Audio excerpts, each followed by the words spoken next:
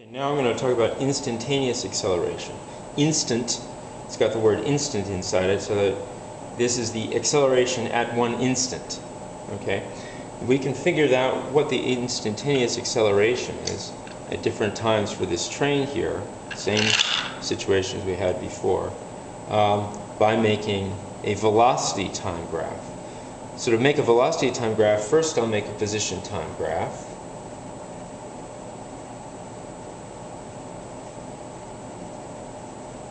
Here's my position time graph. X, for this case, it's going to be nice and simple. I'm going to start at X, I'm going to start at 0. Let's see, maybe turn this around. Oh, you can't see that anymore. Alright, X, I'm going to start at 0, and I'm going to end up at about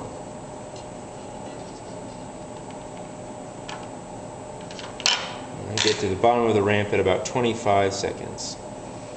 And then 25 centimeters. But then by the time the train has fallen off the ramp, it's at about 50 centimeters. So this will be 25. This will be centimeters. It's the unit for X. That's 50 up there. Now, it starts out moving very slowly at the top, and then it speeds up. And when it gets to this flat part, it goes along at pretty much a constant velocity. So I know that from the point it gets.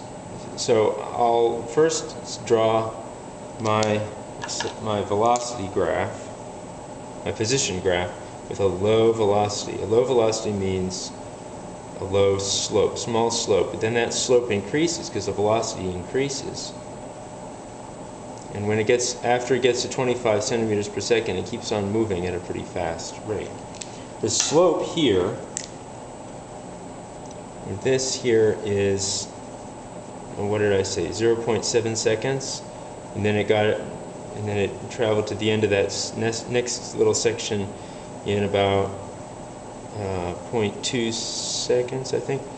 So that would be 0.9 seconds. It got to there in about 0.7 seconds. It got to down to there at about 0.9 seconds, and so on. The velocity on this graph, remember, is the slope. So the slope of this is, from what I just calculated in the last video, 100 centimeters per second, right? So it rises at 100 centimeters for every second it goes across. You can imagine if I took a whole if I waited for a whole second, that the rise here, the rise would be 100 centimeters, right? So that means that the train would travel 100 centimeters if I let it keep on going for 1 second. I'd need a longer track, of course, to do that. Okay, now I'm going to make a velocity time graph.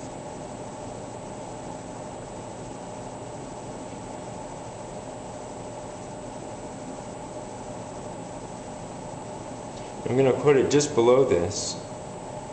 This is time here. I'm going to put it just below this.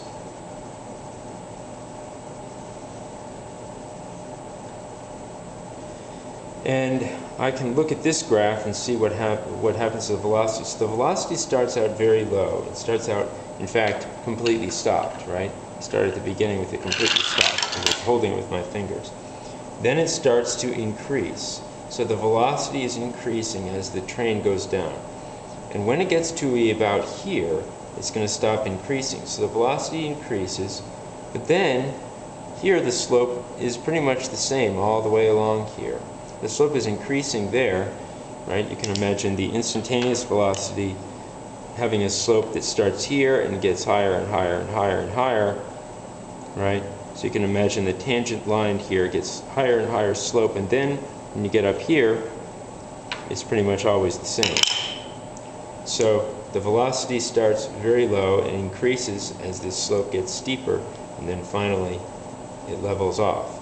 And where it levels off is at about 100 centimeters per second, right? This is a velocity axis here, so this would be 0 centimeters per second. This would be 100 centimeters per second.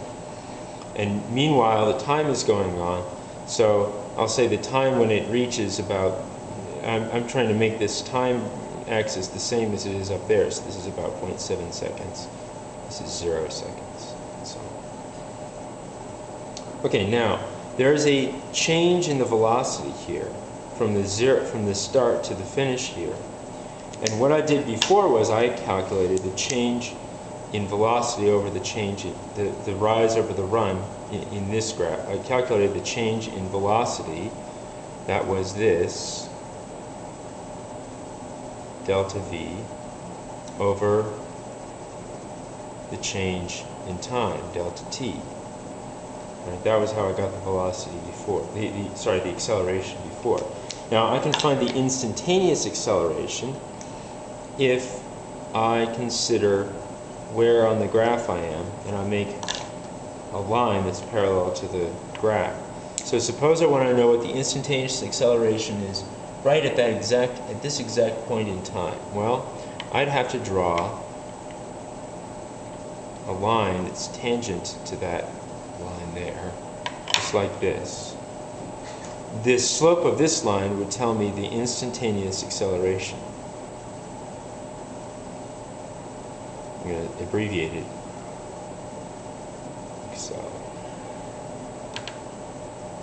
Okay.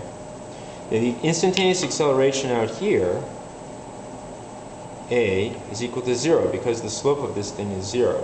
Here the instantaneous acceleration is greater than 0, it's positive. And up here, and way down at the beginning, it's also positive, but it's greater at the beginning. So here's the way you can think about it. As the train starts rolling down the hill, it gets some acceleration. And as it approaches to the bottom of the hill, it gets less and less acceleration. And finally, when it gets to the bottom of the hill, it's not accelerating anymore at all. In fact, its velocity is pretty much constant at this point.